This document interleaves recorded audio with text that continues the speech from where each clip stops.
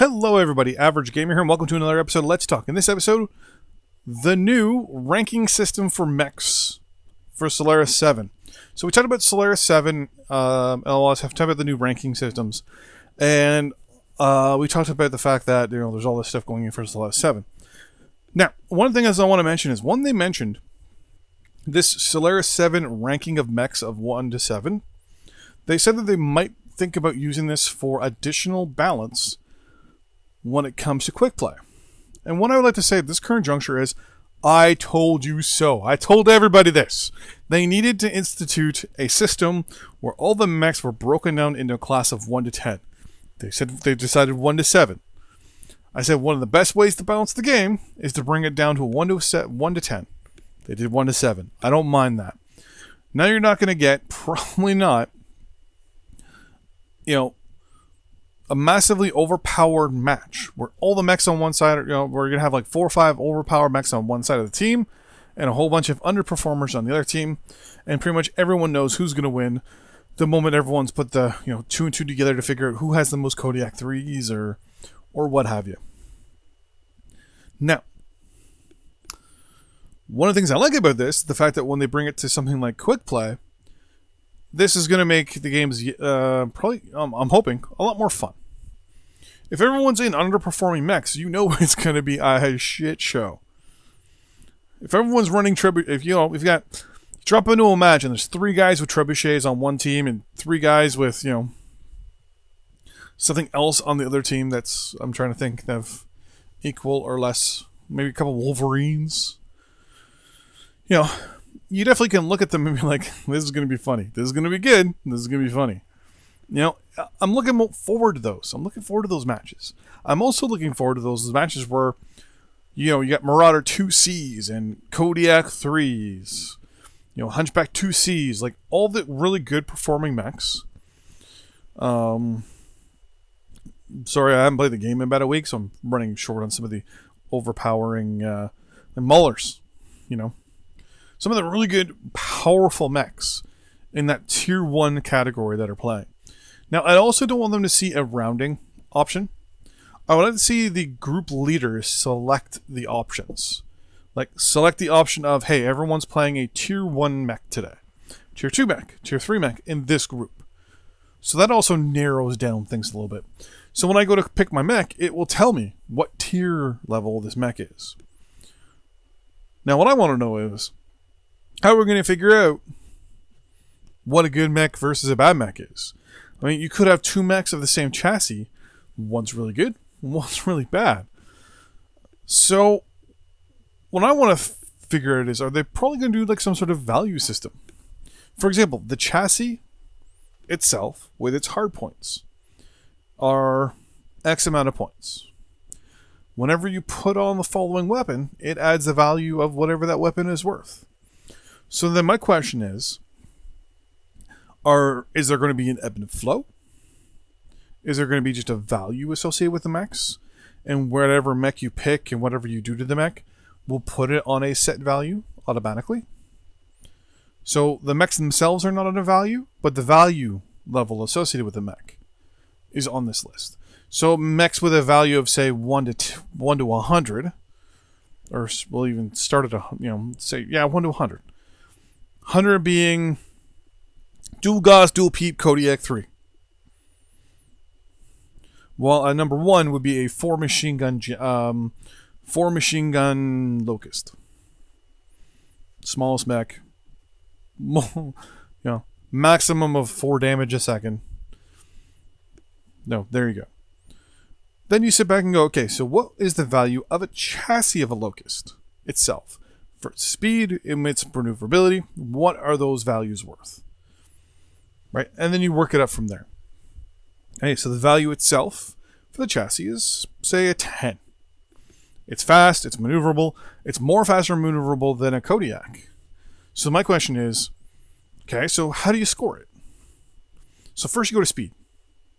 Well, I can go 147 in my Locust, but I can also go, 50 in my Kodiak. Okay, well, on a scale of win-loss, Locust wins there. So we'll say the Locust gets to 10. or it gets the 100 there, well, the Kodiak gets a 2 or a 3. Or it gets a 0. And slowly working it that way where you go, hey, well, now the next one is maneuverability. Well, it's the same thing. Kodiak, not the most maneuverable. Locust, crazy maneuverable. So, yet again, Kodiak, 1. Locust, 100. So now right now, the Locust is technically the more valuable. It's faster, more maneuverable. But now we get into armor. Well, it's going the opposite way, obviously. Kodiak is now worth 100. Locust is now worth 1. Well, negative firepower. What you do there is look at the tonnage available.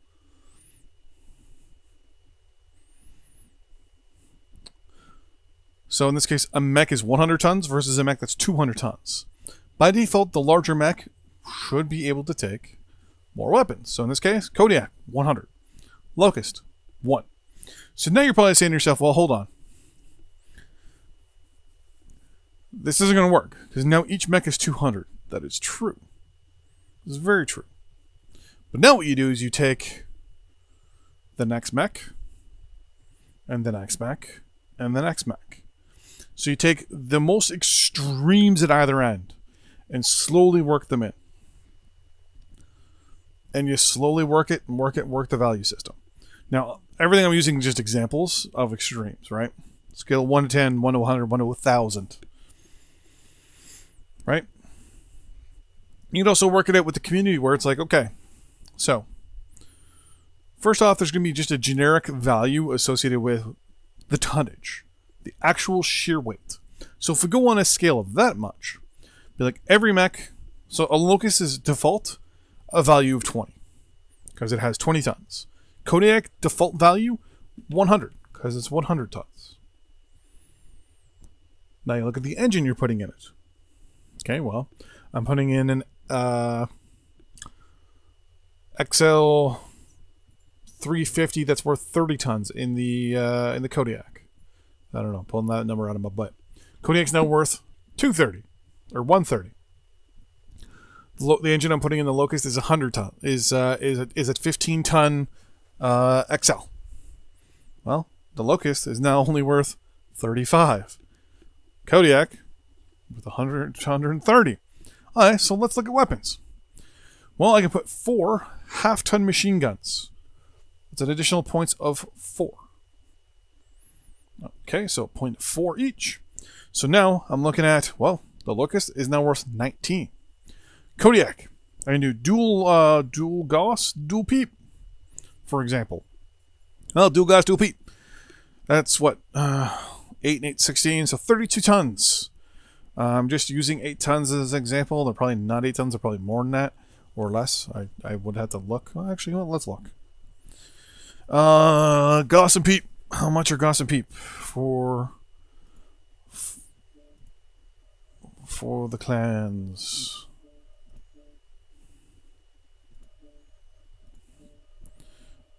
Peep is 6.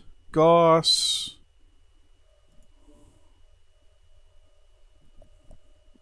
12. So it's still okay, so it's 18. No big deal. So 32 tons. I said 30. So with that in mind, this is where we can look and go, okay, well now the Kodiak is worth 100 and we'll say 160. Well, the Locust is 150. It is only worth 35. Okay, well, on a scale of, the lowest speed, which we would give a 1, which I think is the, or even then just now add a modifier associated with speed. We have to work at a number value for speed. So maybe for every 10 kilometers an hour, it's worth 1 point, for example. So the Kodiak would be worth, say, anywhere from 5 to 6 points. Where a Hunchback 2C here, for example, would be worth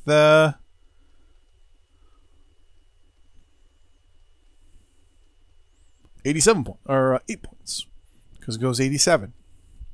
Maybe something along those lines.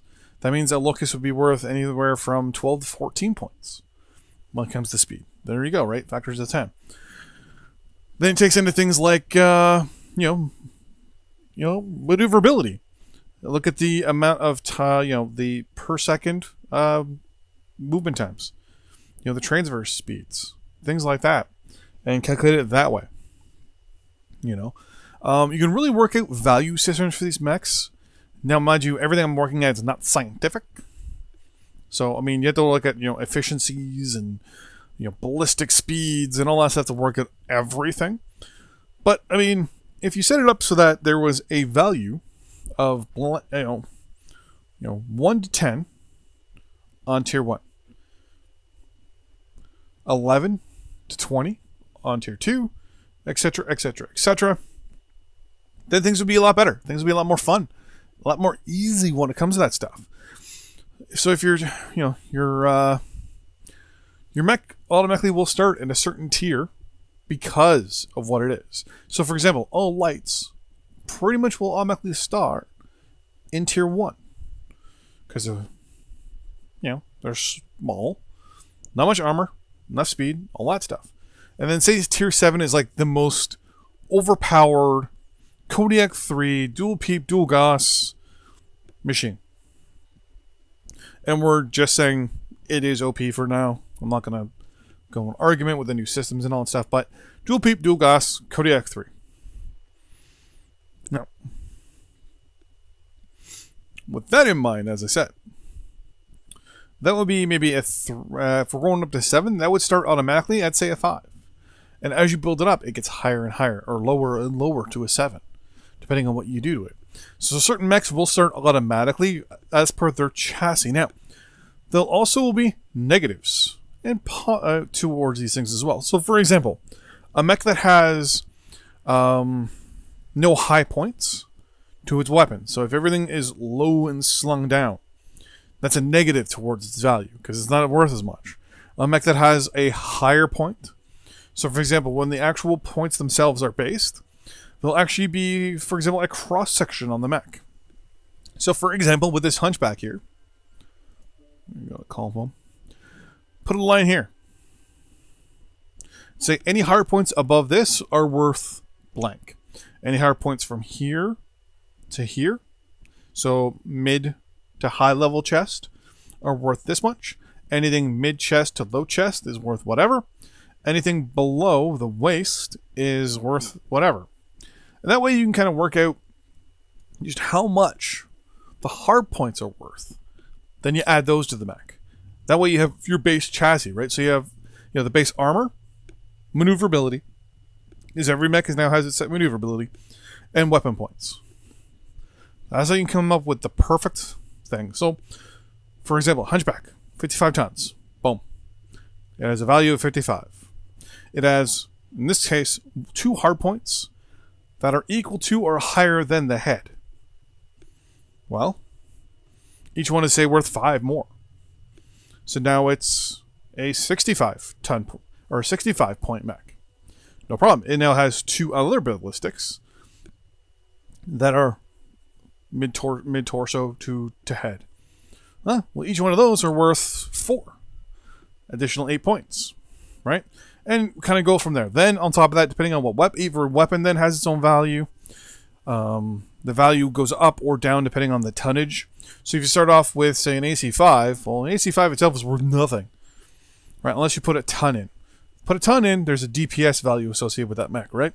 You can do a set blank damage per second with a weapon. Now, if you have half a ton of ammo, you do half the amount of damage as you would in a match. So your DPS obviously goes down based over that 15 minutes. Or 15 minutes, you can fire X amount of shots. That's your DPS. Which means, equally spaced, every one of your shots, you can shoot all those weapons for the half ton. You would get a maximum, if every round hit, of X damage. Ramble, ramble, ramble, ramble. So as you guys are seeing, this is going to be probably a very complex system. I'm figuring, don't put a number value towards every mech, because every mech can be built differently. So what you want to do is do weapons, engines, basically speed, armor, ferro, light ferro, ferrofibrous. Artemis, not Artemis. Double heat sinks, not double heat sinks. So there's obviously point values associated with those, how efficient they are. Every weapon, as I said, will have its own point. And then every chassis will have a base value based on its tonnage, say for example, and then weapon points will then be. Now, mind you, this is not scientific. Like I said, this is just an idea. But yeah, I can see them doing this. To be honest with you, coming out and telling everyone, hey, how would you like us to score out the mechs here to break them up into 1, 2 through 7? Following mech is worth this much. Following mechs, let's work out a value system for all the mechs first. There's already one available. I'm just saying. But I'm going to stop rambling for this episode. I will see you guys in the next one. Thanks for watching. See you next time on the battlefield. Bye-bye.